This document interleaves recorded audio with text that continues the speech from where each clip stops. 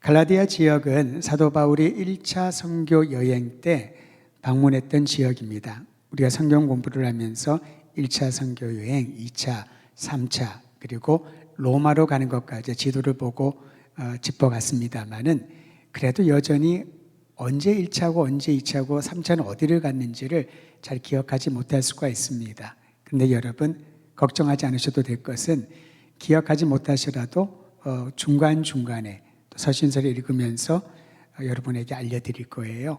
갈라디아 지역은 첫 번째 바울이 선교 여행을 할 때 방문했던 지역이었고 바울이 전한 복음을 받아들인 이들이 교회가 되었습니다. 다시 말하면 사도 바울은 가는 곳곳마다 교회를 개척해야지, 내가 죽기 전에 교회를 10,000개를 아니 그 이상을 개척해야지, 그런 계획을 세우지 않았습니다. 그에게 있어서 부르심은 이방 세계에 복음을 전하는 것, 하나님을 알지 못하고 우상에 빠져 있는 이들에게 예수가 그리스도라는 사실, 예수 그리스도 안에 복음이라는 사실을 전하는 것을 사명으로 받았던 거죠.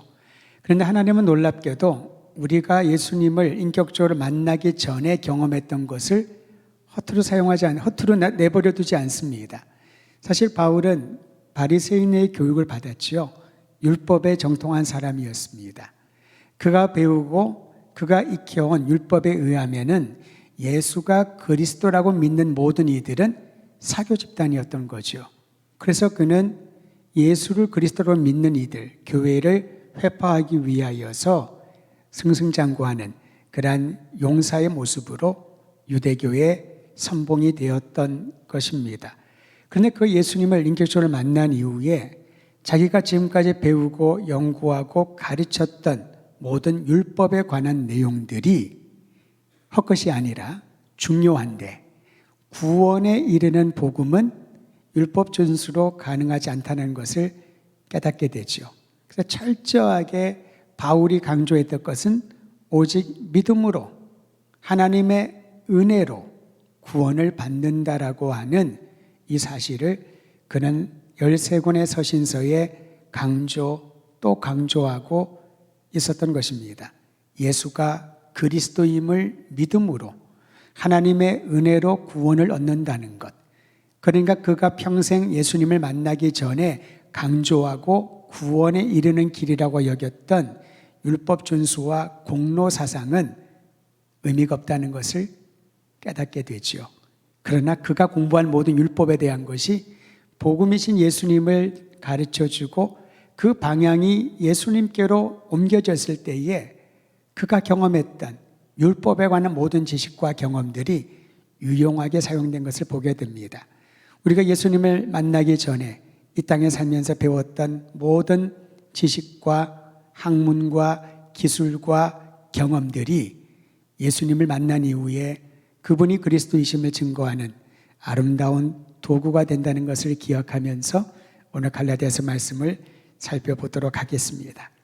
바울이 전한 복음을 받아들인 사람들이 갈라디아 지역에 모여 교회가 되었다라고 했습니다. 그런데 건강하게 성장하고 있던 갈라디아 교회 안에 혼란이 생겼다라는 소식을 바울이 듣게 됩니다. 그것은 복음이라는 명목으로 슬며시 교회 안으로 들어온 사람들이었는데 그들을 바로 유대주의자들이라고 말합니다. 유대주의자들은요, 다른 말로 표현하면 유대교의 철저한 신봉자라고 할 수가 있습니다. 유대교에서 강조하는 것은 율법의 규정, 특히 모세의 율례를 지키는 것이지요. 모세의 율례를 지키지 않으면은 아무리 예수님을 인격적으로 만났다 하더라도 여전히 부족하다고 말하는 것이 유대주의자들의 강조점이었습니다.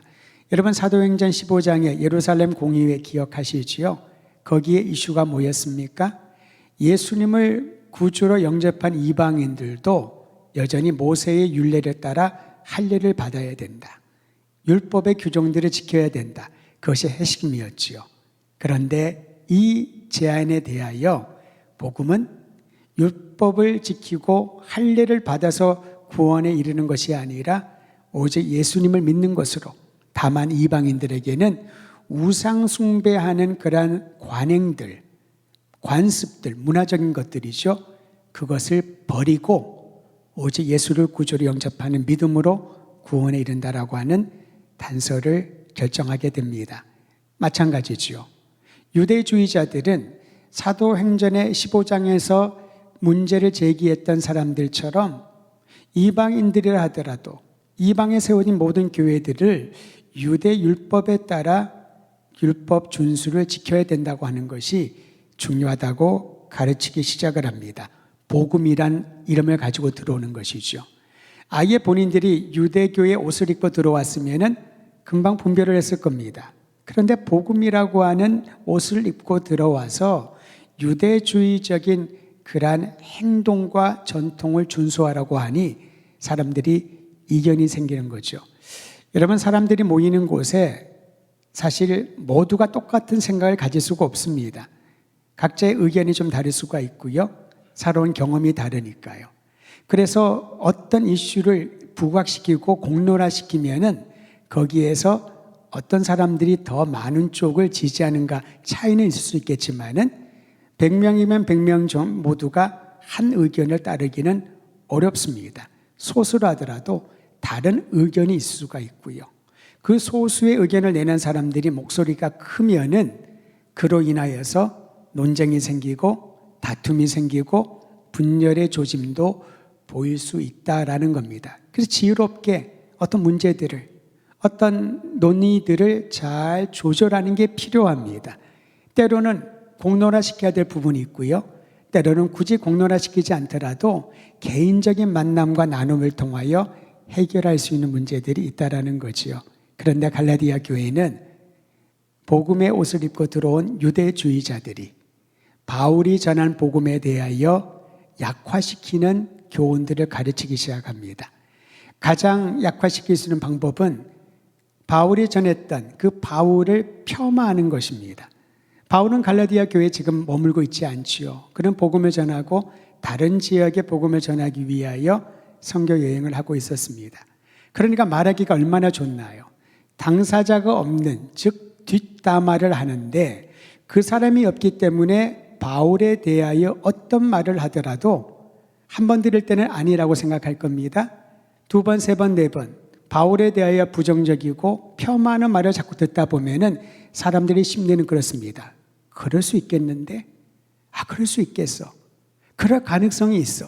그러다가 그렇다라고 하는 바울이 말도 하지 않았던 내용들도 바울이 말한 것처럼, 바울의 행동이 잘못된 것처럼 그렇게 규정할 수 있다는 거지요. 사람의 심리를 그렇게 노리고 갈라디아 교회 안에 유대주의자들이 들어온 것입니다. 바울의 서신들 대부분은 여러분 우리가 알고 있듯이 받는 사람들에게 인사하고 감사하는 형태가 거의 1장 전체를 차지할 때가 있습니다. 근데 갈라디아서는요, 짧은 그런 인사와 함께 오히려 엄하게 경책하는 내용을, 갈라디아에 있는 성도들을 엄하게 경책하는 내용을 담고 있습니다. 오늘 본문 6절입니다. 1장 6절 같이 읽도록 하지요. 시작. 그리스도의 은혜로 너희를 부르신 이를 이같이 속히 떠나 다른 복음을 따르는 것을 내가 이상하게 여기노라. 책망을 하는 겁니다. 그리스도의 은혜로 너희가 구원받았는데, 구원으로 부름을 받았는데 어떻게 이렇게 딴 말을 들었다고 해서 복음을 등질 수 있는가? 내가 너희를 떠나 있었지만 내가 너희에게 전심으로 가르쳤던 그리스도 예수의 복음을 어떻게 그렇게 소홀히 여기고 다른 교훈에 귀를 기울이고 있는가? 군중심리라고 우리는 하지요. 사람들은 다수에게 많이 끌립니다. 분위기를 많이 탑니다. 그리고 그 분위기에 본인이 휩싸게 되면은 그 분위기에서 얘기하는 내용이 마치 본인의 의견처럼 받아들일 때가 참 많이 있죠. 근데 복음은 분위기에 따라서 내가 받아들이는 게 아닙니다. 매우 개인적이고 1대1의 관계이지요. 예수님이 나에게 누구신가? 그분의 십자가와 부활이 나에게 무엇을 의미하는가? 내가 예수님을 구주로 믿는다는 것이 내 삶에 어떤 변화를 일으키는가? 나와 주님과의 개인적인 관계가 매우 중요합니다. 선교 역사에 보면요, 한때는 이러한 방식으로 선교를 했는데요. 머리를 복음화시키면은 그 밑에 있는 몸통과 꼬리는 다 복음화된다. 예를 들면은 한 마을의 추장이나 한 나라의 통치자를 복음을 받아들이게 하면은 그가 다스리는 모든 백성들은 다 예수를 믿는 그런 기독교인이 된다라고는 선교 전략이었습니다. 물론 한 번에 많은 사람들을 기독교인 만드는 그런 수적인 증거는 일어났지만은 개인이 주님과의 관계에 있어서 개인의 신앙 고백이 없었기 때문에 부패하고 타락하고 진심으로 회개하지 아니한 그러한 상태에서 기독교인으로 흡입되는 경우들이 참 많이 있었다는 것이죠. 선교 역사에 그러한 때가 있었습니다. 그러나 진정한 구원받는 이들은 예수님이 나에게 어떤 분이신지 개인의 신앙 고백이 있어야 되는 거죠. 우리 모태신앙인들도 마찬가지입니다. 모태신앙인들 얼마나 많나요? 우리 자녀들도 그렇죠. 부모들이 예수를 먼저 믿고 아이들이 어려서부터 신앙생활을 하고 성경을 읽고 예배를 드릴 수 있다는 것 축복이지요. 그런데 우리가 잊지 말고 기도해야 할 것이 있습니다. 우리의 자녀들이, 특히 모태신앙인으로 성장하는 사람들이 예수님을 개인의 구주여 인격적으로 만날 수 있도록 우리는 끊임없이 기도하고 또 기도해야 된다는 것이지요. 그저 부모가 신앙생활 잘하기 때문에 덩달아 자녀들이 구원에 이르는 게 아니라는 겁니다. 통치자가 신실한 크리스찬이기 때문에 그의 통치를 받는 신민들이 자연스럽게 하나님의 백성이 되는 게 아니라는 것이지요. 구원은 개인의 신앙 고백을 통한 하나님이 주신 선물인 줄 알아야 됩니다. 그런데 이처럼 그리스도의 은혜로 구원에 이른 이들이 다른 복음을 따르는 것을 이상하게 여기노라. 바울이 왜 이상하게 여겼을까요? 그 정도로 갈라디아 성도들이 따르는 복음의 교훈이 무엇인지를 궁금했던 것입니다. 도대체 갈라디아 교회 성도들이 어떤 내용을 들었기에 그토록 심하게 흔들리는지 이상하게 여겼던 것이죠. 간혹 신앙생활 하다 보면 정말 신실한 성도가 무슨 일이 있었는지 신앙생활을 등한시할 때가 있을 때 우리는 이상하게 여기죠. 어떤 내용을 들었길래, 도대체 무슨 일을 경험했길래 저렇게 신앙생활을 열심히 했던 사람이 소홀히 하고 주님을 떠나고 있는가. 거기에 대해서 바울 역시 동일한 고민을 하게 됐던 것입니다. 그래서 그 내면을 들여다보니까 복음의 옷을 입고 접근한 유대주의적인 사상과 전통에 따른 종교 행위에 강조하는 것을 듣고 거기에 몸과 마음이 움직였던 것이지요. 여러분 그렇지 않습니까? 주님의 은혜로 구원을 받았다. 예수님을 믿으면 구원을 얻는다. 어떻게 보면 참 놀라운 소식이지만은 다른 측면에서 보면은 뭐라도 좀 해야 될 것 같은 생각이 들 거예요. 내가 좀 수행을 하고 고행을 하고 무엇인가 내가 애쓰고 노력하고 난 다음에 얻은 구원과 그저 예수님의 나를 위하여 십자가에 달려 죽으셨고 그분을 믿으면 하나님의 자녀가 된다는 이 복음의 내용이 비교해 볼 때 뭔가 좀 부족해 보이는 그런 생각이 드는 거지요. 우리는 무엇이라도 했을 때에 얻는 것에 큰 관심을 갖게 되는 것 같습니다. 그게 바로 공로주의죠. 공로주의는요, 구원에 이르는 필수 요소로 반드시 율법이 요구하는 규정들을 지켜야 된다라고 합니다. 율법의 요구는 두 가지입니다. 해야 할 것이 있고 해서는 안 될 게 있습니다. 해야 할 것들은 반드시 해야 되고 하면 안 되는 것은 해서는 안 되는 것이죠. 그래서 여러분 경직된 신앙관을 갖고 있는 이들을 율법주의자 같다 그런 말을 많이 하잖아요. 그건 무엇을 뜻하냐면은 해야 되는 것을 자꾸 얘기를 합니다. 이건 해서는 안 된다라고 자꾸 한계를 놓는 것이죠. 그러니까 복음은 자유의 복음이라고 하는데 자유롭지 못한 거죠. 예수님을 믿으면서 아주 억압된 상태에 사는 사람들이 상당수 많습니다. 예배를 드리면서 기쁨과 감격의 눈물을 흘리기보다 억지로 마치 도살장에 끌려가는 소처럼 그렇게 끌려오는 사람들도 있을 수 있다라는 것이지요. 복음을 받아들이고 예수님을 인격적으로 만나는 것이 우선되지 않으면은 이러한 공로주의적인 접근이 우리의 마음에 더 끌리게 될 것입니다. 구원이 하나님의 은혜로 거저 주신 선물이라는 사실을 받아들이지 못하게 되는 것이지요. 이처럼 갈라디아 교회 안에는 유대화된 기독교 신앙을 구축하는 분위기가 생기기 시작을 했습니다. 그것을 바울은 다른 복음이라고 이렇게 명시하고 있습니다. 그러면 바울이 말하는 구원에 이르는 길은 무엇일까요? 1장 7절의 내용이 기록되어 있습니다. 구원에 이르는 복음의 내용 1장 7절 같이 읽도록 하겠습니다. 시작. 다른 복음은 없나니 다만 어떤 사람들이 너희를 교란하여 그리스도의 복음을 변하게 하려 함이니 복음은요 그리스도의 복음밖에 없다라는 겁니다. 사람들이 좋은 소식, 기쁜 소식 그렇게 접근을 하지만은 요즘은 제가 그런 사람 잘 못 만났습니다만은 다른 지역에 갔다 서울에 있을 때는요 지하철역만 지나가면 그렇게 사람들이 접근을 하면서 좋은 소식 전하겠다고 이렇게 얘기를 합니다. 첫 번째 얘기는 인상이 참 좋네요. 제가 속으로 알고 있지요. 참 뭐가 얼굴에 빛이 납니다. 그러면서 사람에게 좋은 소리를 얘기하며 들어가면서 꼭 이런 얘기를 합니다. 당신에게 정말 좋은 소식을 전하고 싶습니다. 어디서 많이 듣던 얘기인데 그리스도인들이 복음을 전도할 때에 그렇게 했던 얘기들을 사교 그리고 아무런 의미가 없는 이론을 가지고 접근하는 사람들이 그대로 카피를 합니다. 복사를 하는 거죠. 기쁜 소식을 전하겠다고 당신에게 필요한 소식을 정말 전하고 싶다라고 접근을 합니다. 그런데 바울은 분명히 얘기하지요. 그리스도의 복음 이외에 다른 복음은 없다라는 겁니다. 여기서 말하는 복음은요 하나님이 우리를 살리기 위하여 독생자를 내어주셨으니 그 이름을 믿는 자들에게는 영원한 생명 하나님의 아들과 딸이 되는 권한을 주셨다라는 소식입니다. 우리의 모든 죄의 문제가 그리스도 예수를 통하여 그분으로 인하여 다 해결되었다. 그래서 그리스도의 복음이라고 칭하는 겁니다. 저는 우리 모든 더드림교회 성도들의 심장에 물론 우리에게는 이 몸의 혈류를 움직이기 위해서 심장이 계속해서 피를 돌리고 있지요.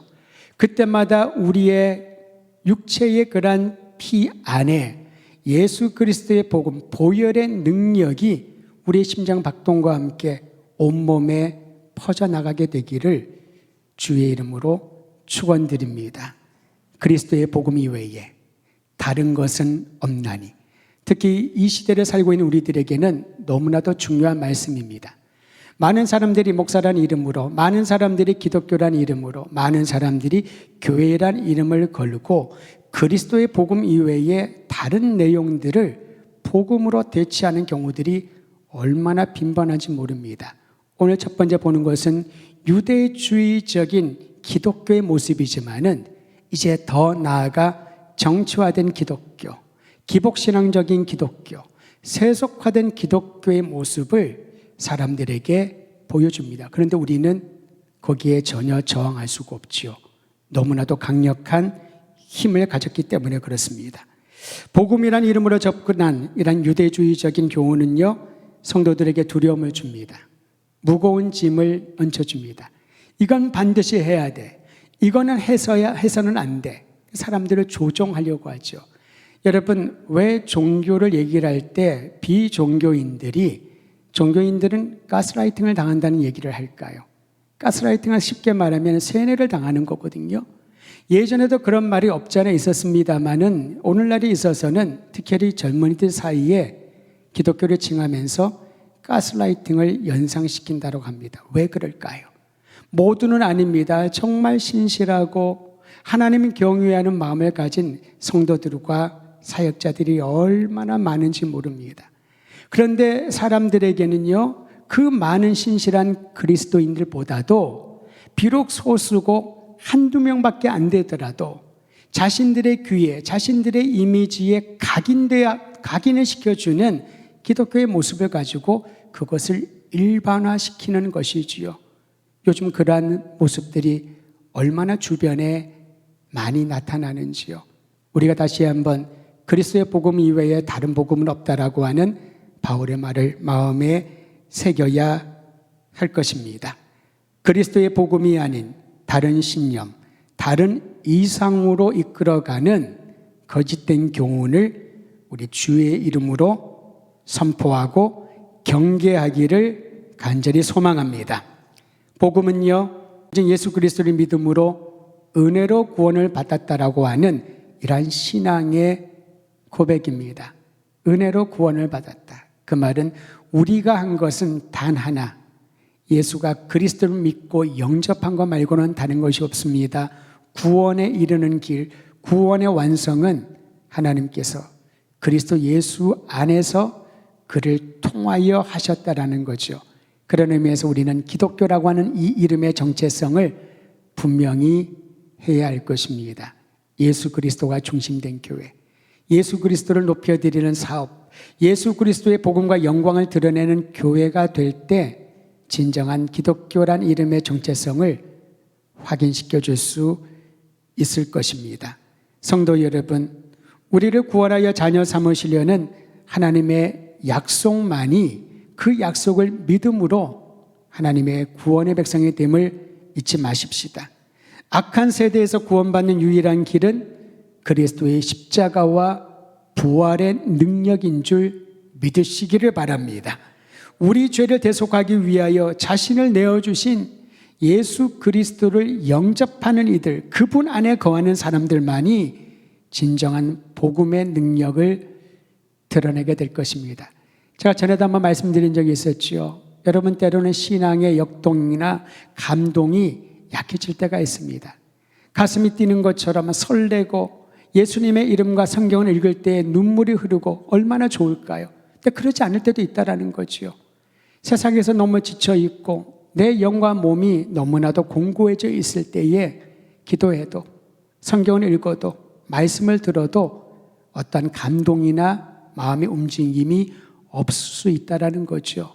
그런데 중요한 것은 나의 감정의 반응과 상관없이 나를 하나님의 아들과 딸로 구원받은 백성으로 삼아주신 것은 주님의 약속이기에 그 약속을 믿음으로 하나님의 은혜로 우리의 구원은 아무도 빼앗아갈 수 없다는 사실을 알고 다시 한번 주님 앞에 엎드려 기도하는 은혜가 있기를 간절히 소망합니다.